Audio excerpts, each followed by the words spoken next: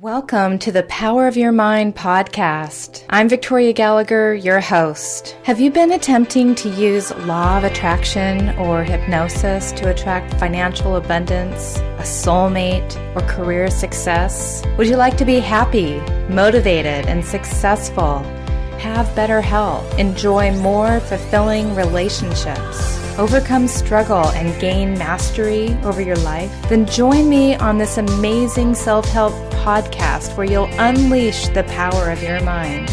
I'll be sharing 20 years of wisdom and techniques of hypnotherapy, law of attraction, visualization, meditation, personal growth, positive affirmations, and other effective methods to help you tap into the great power which resides in your mind and become the best version of yourself. Well, hello and welcome to today's episode of the Power of Your Mind podcast.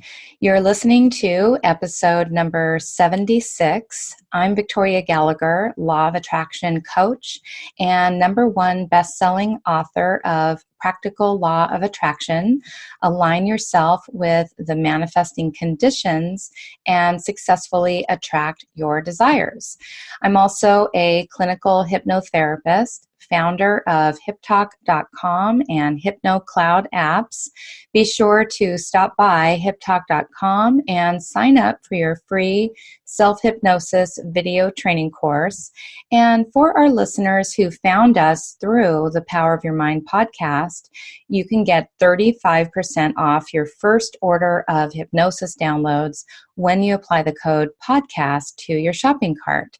Also, be sure to download our latest HypnoCloud app in the iTunes Store.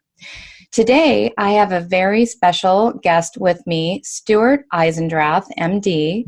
Stuart Eisendrath is the author of When Antidepressants Aren't Enough and the founding director of the University of California, San Francisco Depression Center, a senior clinician and research psychiatrist at UCSF.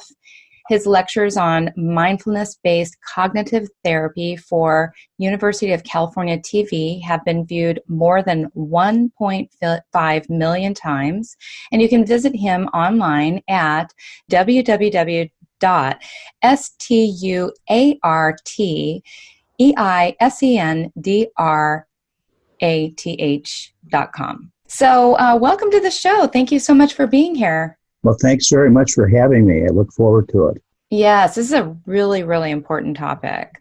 Yes, depression is a very common illness, and really the World Health Organization estimates that on any given day, the most recent estimate is that over 300 million people suffer from it.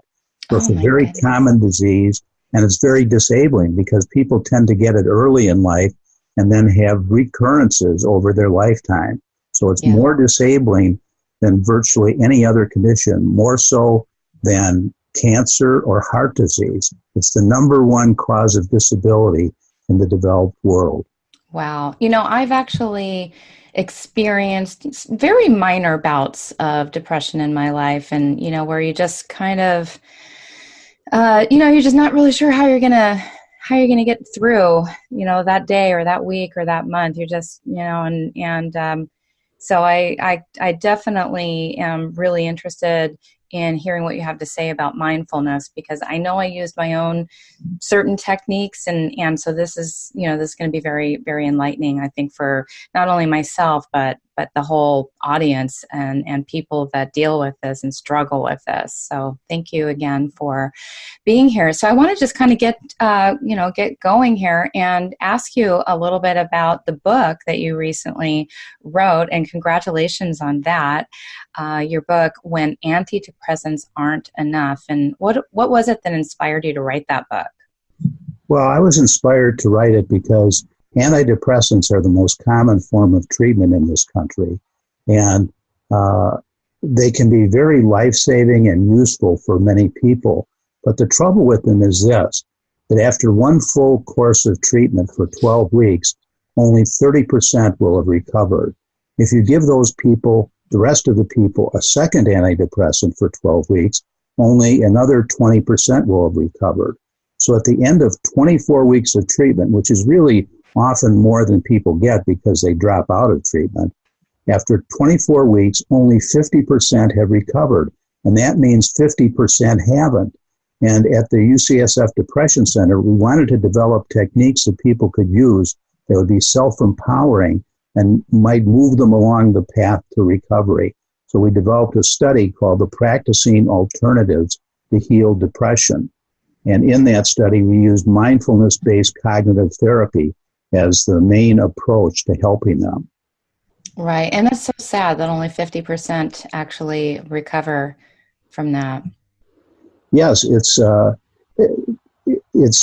On the other hand, it's important for people to realize that so that they don't get critical of themselves if they don't fully recover.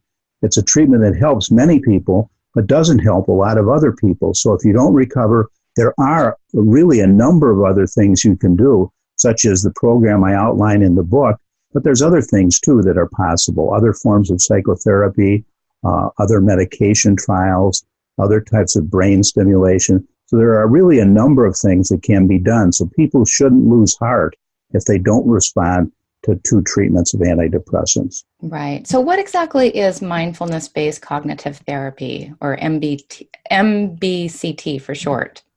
MBCT is really a blend of some cognitive therapy concepts with mindfulness meditation. So it focuses on helping the person learn to be able to relate differently to depressive thoughts and feelings. So if they start to get depressed, instead of being stuck in that depression, they can actually change their relationship to depression and move on with their goals and values in their life. I like to think of it like this. If a person is walking down the street and in a town where there's a number of storefronts, in depression, you tend to see depressive thoughts in the storefront, and then you go in and buy those thoughts.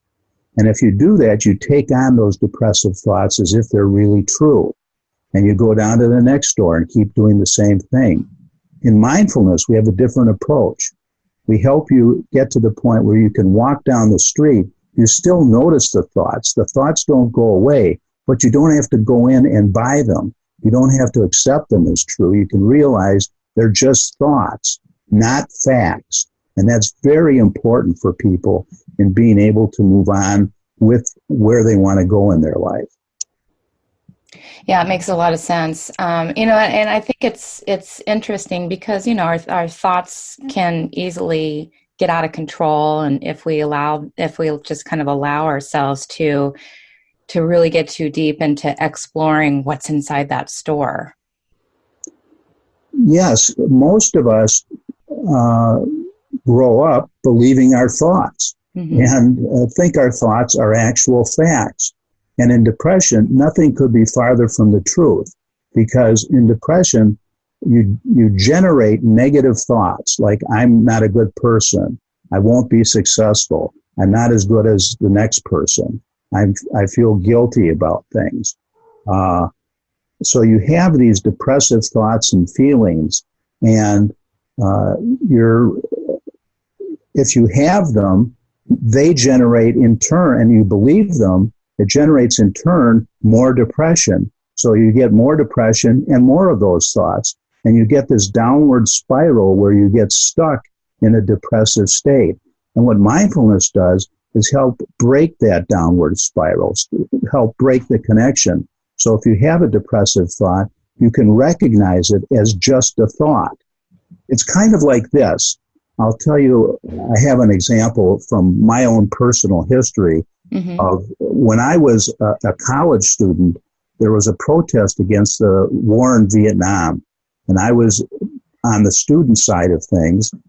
We were protesting, and the police came and formed a line and then attacked the students. And I saw the whole thing, how it initiated. And the next day when I read about it in the paper, it was exactly the opposite. It said the students had attacked the police. Oh, interesting. And that was the first time I really realized what you read in the paper may not be true. And that's the same thing with your mind. What you're thinking may in fact not be true. And if you're prone towards depression, there's a very good likelihood that your thoughts are not true, particularly the ones you think the most. Exactly. Yeah, I teach that a lot to people because, we have these beliefs, and so many of the beliefs that we hold are just beliefs that somebody else shared with us at some point, maybe somebody that we saw as an authority figure, or just something maybe we picked up when we were in a vulnerable state. And so, most of the things that we believe may not even be true, or they may change. The truth may change. Exactly. When you have, we may learn certain thoughts from authority figures, especially early in our life, and accept them as being true, when in fact they're not true even then.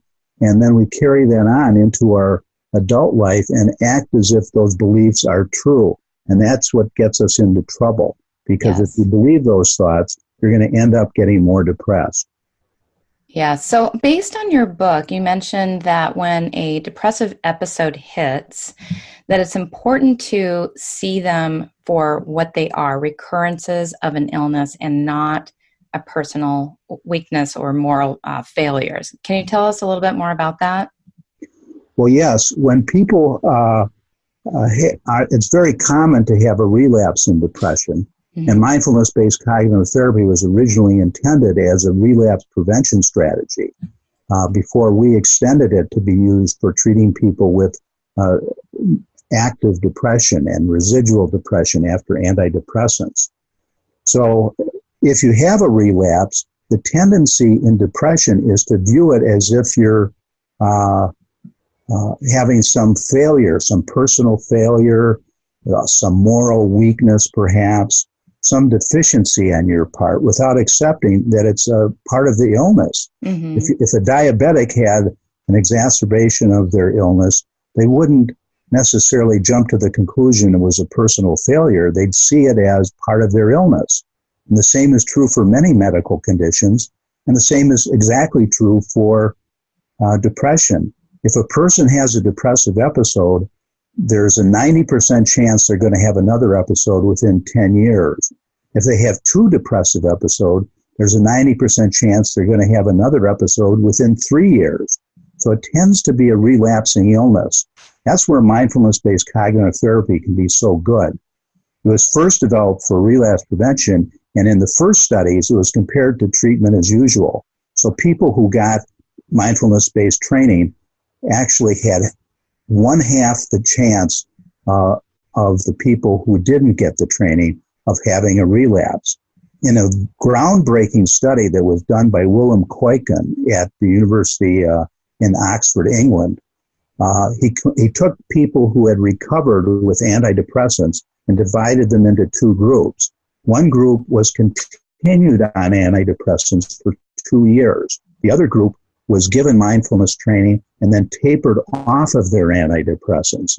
And what he found was at the end of 2 years, they were equivalent. So mindfulness training was just as good as continuing on medication, which was a very powerful study illustrating there are alternatives to continuing medication indefinitely.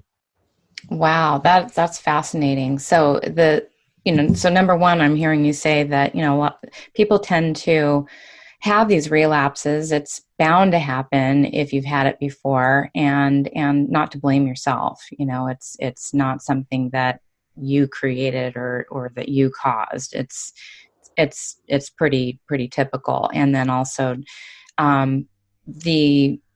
as far as being able to prevent or having relapses, the medication and the mindfulness-based techniques are basically about the same effectiveness. Is that?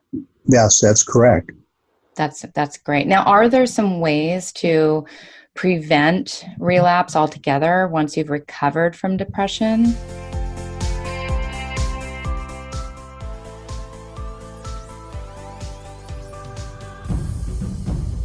If you find value in this personal growth related material, I strongly recommend that you sign up for your $1 trial to my Personal Growth Club. Just head on over to personalgrowthclub.com and get a whole month of premium Personal Growth Club video training materials, meditations. You also get 6 free hypnosis sessions that are valued at over $174, all for this trial of just $1. Even if you cancel, you can keep the 6 hypnosis sessions. That's my gift to you, and that's how confident I am that you are going to love Personal Growth Club. Go to personalgrowthclub.com and start your $1 1-month trial today.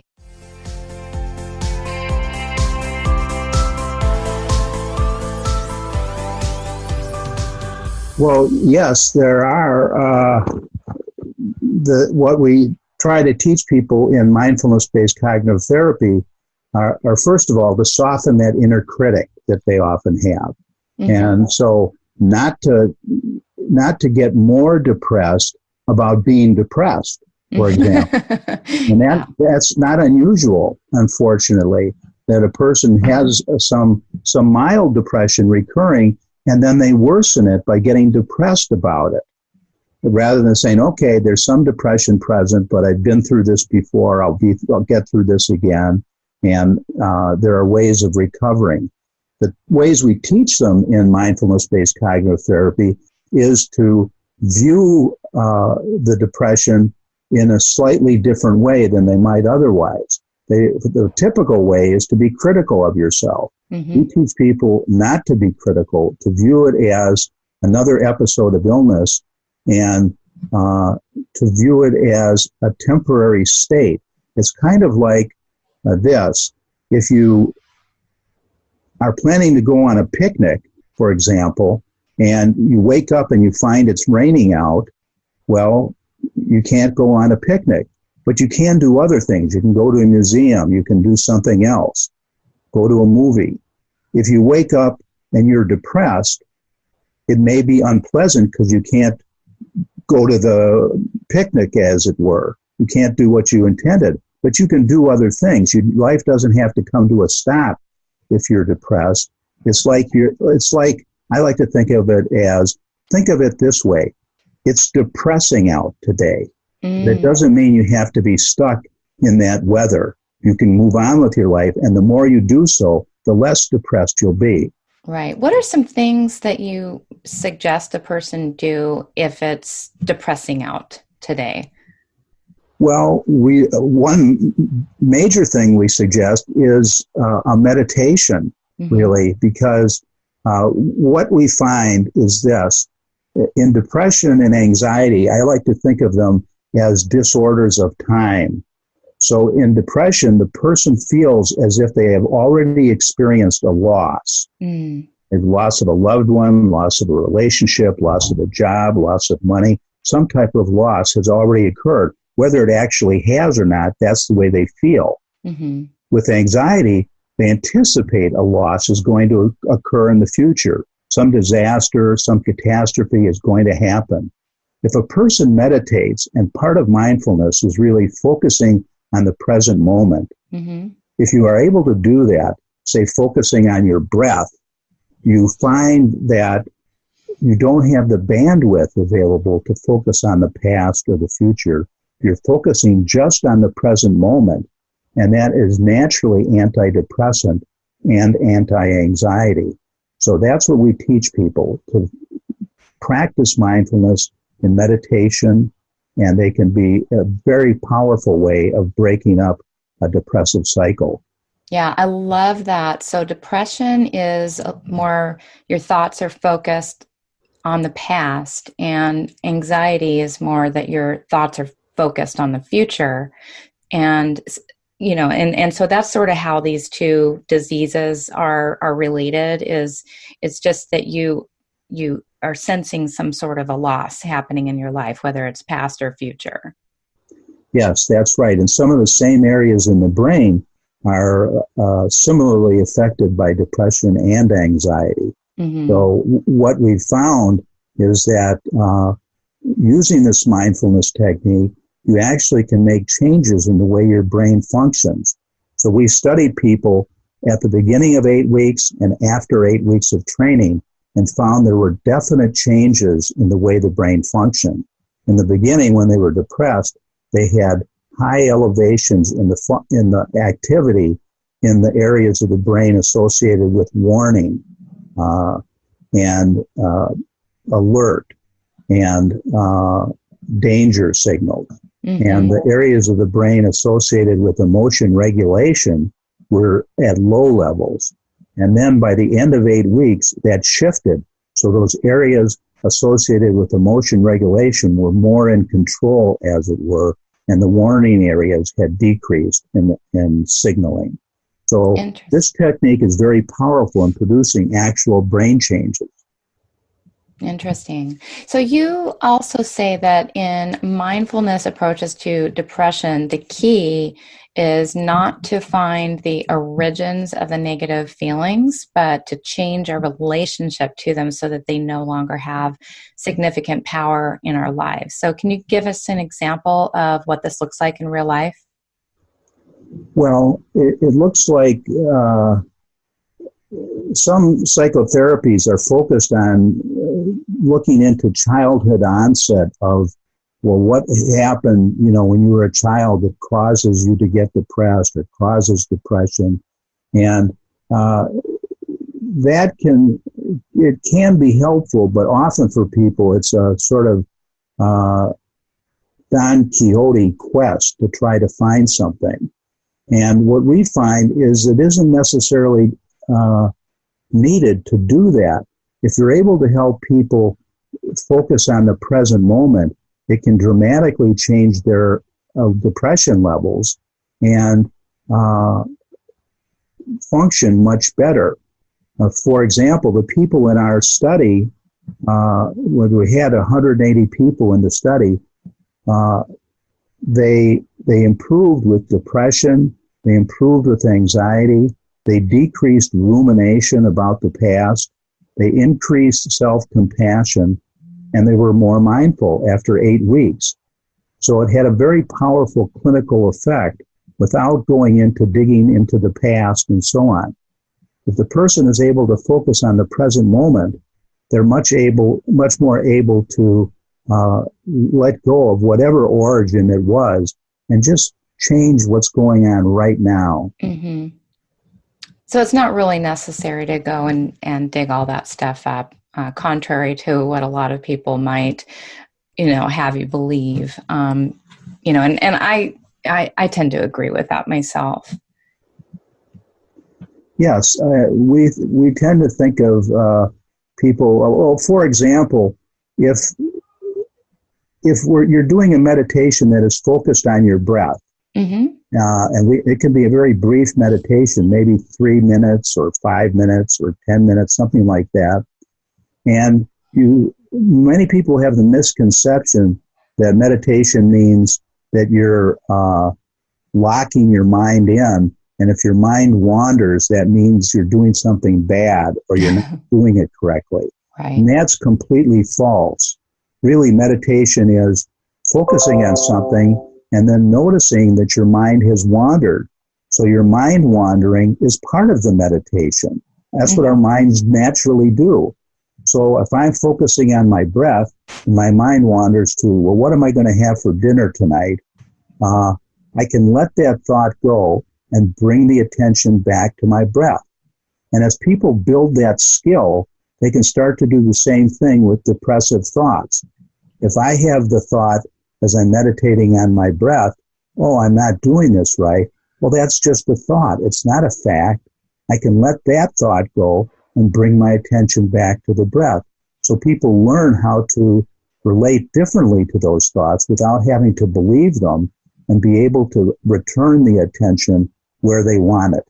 Yes, that's the whole point of the meditation. It's a training of the mind to notice that my thoughts have wandered and to notice that and bring your thoughts back without punishing yourself for doing that, because that's what the mind is designed to do, is think. Exactly. Our minds are really a popcorn popper of thoughts. And that doesn't stop, even if you're the most experienced meditator, like some Buddhist monks who meditated for 10, 20, 30,000 hours in their life, their minds still wander. And you have to accept, okay, that's what our minds do. Just like little puppies that wander off. That's what they do. And you gently pull them back without being harsh, but just gently do so. Exactly. So how would you define this thing we call mindfulness? That's a good question.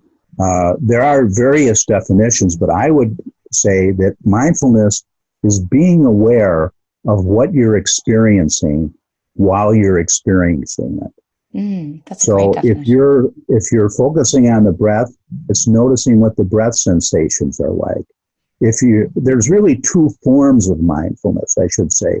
One is a specific discrete form where you say, okay, I'm going to meditate for 5 minutes and sit and focus on my breath or my body sensations or the sounds around me. The other form of mindfulness is what we call dispositional mindfulness, where you focus on something as you're doing it. So for example, while you're walking somewhere, you may focus on what are the sensations in your feet and legs and hips and notice what's going on there. If your mind wanders, you just gently bring it back to your legs. And when you start to do that, it can be mind-blowing because really as you put your foot down, you notice your heel strikes the ground, then your foot flattens out and you push off with the ball of your foot and the toes. And simultaneously, the other leg and foot are coming up and moving. And it's really like a ballet once you start to notice it. And often we don't pay any attention to that. So we're not paying attention to what our experience is. We're just walking, and it's on automatic pilot. But mindfulness is getting out of automatic pilot and noticing what's going on. And as you're doing so, that really takes up the primary bandwidth of your mind. So there's less rumination, less focusing on the past or the future, and really having a powerful antidepressant and anti-anxiety effect. Yeah, so that really helps to counter the depressive thoughts. Yes, it does. As people are able to do that, they start to be able to relate differently to the depressive thoughts. If they can say, oh, there's a depressive thought, I can let that go, rather than there's a depressive thought, I better believe it. It's like I better believe what's written in the newspaper. It's saying, oh, there's a depressive thought, just like another depressive thought I've had, and I don't have to believe it. I can let it go. And can anybody practice mindfulness meditation, or, is it something that takes a long time to learn how to do? Does it take a long time commitment?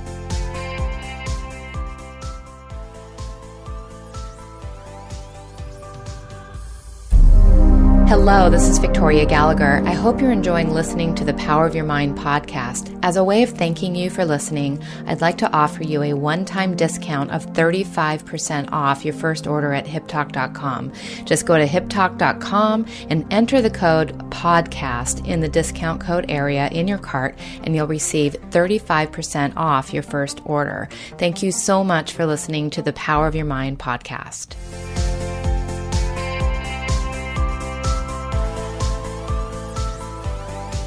Well, I'd say there's very few people who can't do it. Mm-hmm. If you can breathe, you can do it.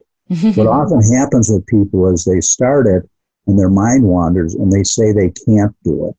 But really, as I said, mind wandering is part of the meditation. Right. So it's very rare to see somebody who can't do it. How long does it take to do it and become skillful at it? Usually a few weeks, the person starts to get the hang of it. And by 8 weeks, they have a pretty good feel for it and are pretty well settled in it. So people can do it really and learn the skills within about 8 weeks, have a very solid base to go on with the rest of their life and having a meditation practice they can use. as far as the length of time that's necessary, nobody has done a really good study on what the dose response is. How much do you need to do in order for it to be successful? Some people say 30 minutes, some people say 24 minutes, some people all saying that without really much evidence. Mm-hmm. And there's one study that recently came out and found that people who meditated for 10 minutes a day got benefit from it. In our study, people who actually did 3 minutes a day, did a 3-minute breathing space, got a significant benefit from it. And the biggest thing is probably to have some regular practice. Yeah. So that instead of, well, I do this once a week, really try to build it into your daily cycle. So like you brush your teeth every day, I mean, you're going to do some meditation, whether it's 3 minutes or 10 minutes or 30 minutes, whatever it's going to be, build it into your life. So it's part of your daily practice. Yeah, I would agree with that. I would say, if you're doing something on a consistent daily basis, whether it's even 1 minute or 1 hour, you're going to see some benefit. Probably, I would imagine the longer you do it, the better. But I think consistency is the key. I'd say developing your mindfulness, both in discrete meditation, like sitting for a specific meditation, but also using mindfulness in your everyday life. That dispositional mindfulness can be very important. Mm-hmm. For example, try eating a meal all by yourself without the TV or a newspaper and just tasting the sensations, the chewing sensations, the taste sensations. It can be really quite remarkable. For example, I first tasted a raisin, I'd say, when I was about 57 years old. I've been eating raisins for a long time, like many people. But what do you do with the raisin? You shove a handful in your mouth and start to chew and swallow those and get ready for the next handful without even tasting it. But if you take just one raisin and let it sit in your mouth, roll it around, and then slowly bite into it, it's remarkable. You can taste where in your mouth you're tasting the raisins. There's certain areas of the tongue where those juices are sensed, and it's really quite unique. Yeah. So you can be mindful in a lot of ways besides sitting and doing a specific meditation. Yeah, I read a book many years ago, Magical Mind, Magical Body by Deepak Chopra, and he talks about one aspect of learning to lose weight is paying attention to the food and literally just exactly what you were saying. Sit and do nothing else but eat, chew your food, extract all the flavor and the sensations from that food. It's there for a reason. And so to be mindful of that actually can have the effect of satiating your body even and making you feel, much more satisfied from the food that you're eating too. Yes, there is a specific course that some people have developed called Mindful Eating Awareness that does exactly what you're describing, changing your relationship to food. And that may in turn have a very helpful effect on your weight. Mm-hmm. Yeah. So what would you advise someone who's interested in getting started with mindfulness practice with the intention of healing from depression? Well, I'd advise them, several things. That one is using the book as a starting point. The book has accompanying meditations, and they're all relatively brief, that are available on my website that can be downloaded or streamed and help the person get started with that. They may want to take a live course in mindfulness-based cognitive therapy, and if they Google that for their area, they'll probably find a number of places where it's taught. It's been sort of widely disseminated now. So the book is one option, a live course is another. And if those aren't available for some reason, there's sort of a related way of learning mindfulness called Mindfulness Based Stress Reduction, which is available even more widely. So one of those mindfulness courses, either in the book or the Mindfulness Based Cognitive Therapy or Mindfulness Based Stress Reduction, all offer a person a chance to get more mindfulness training. But the MBCT, both in the book and in the course, are more specific for anxiety and depression than the mindfulness-based stress reduction. Sounds good. And what do you hope readers will take away from your book? Well, I hope readers will realize that depression is a very serious, recurring illness, but there are ways of dealing with it, both preventing relapse and treating it, aside from antidepressants. That if antidepressants work, that's great, but if they don't work, there are options, and they can be those options can be quite effective. So people shouldn't lose heart if the antidepressants don't work. There's still very good treatments available, and the person shouldn't accept the idea, well, they're just stuck like this forever. There are good options available. Yes, it sounds like there are, and I really, really am glad to know that people can, find out more information about getting mindfulness help online through the, and that was the MBCT, Mindfulness Based Cognitive Therapy. So definitely I would encourage people to find out more information about this by visiting, they can get your book on Amazon, I imagine, when Antidepressants Aren't Enough. Yes. And they can also visit your website, which is stuarteisendrath.com. And I have a few other references that'll be in the show notes, such as the Facebook page, which is facebook.com, Stuart Eisendrath. I'm sorry. Let me say that again. It's Can you say your name out loud for us? It's Stuart Eisendrath.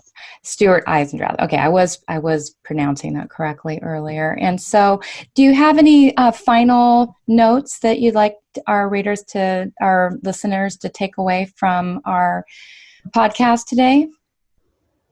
I really wish people well. It's a challenging illness, but there's good treatments available for it. And as I said, this can be a powerful technique that has actual brain effects.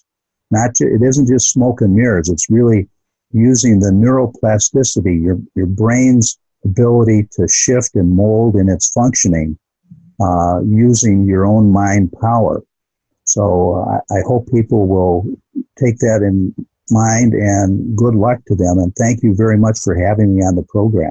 Thank you very much. Very, very powerful stuff indeed. So thank you so much. And I encourage the listeners to go check out your website and check out the book, When Antidepressants Aren't Enough. Thank you so much for being on the show. Thank you. If you enjoyed today's episode, please share it with your friends. And once again, be sure to subscribe to the Power of Your Mind podcast if not already.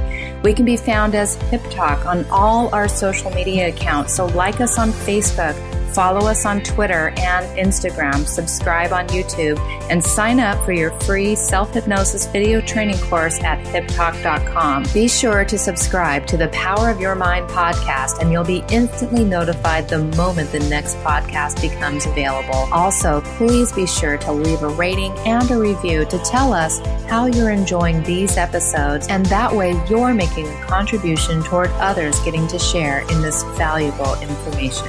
Thank you so much, and I'll talk to you soon.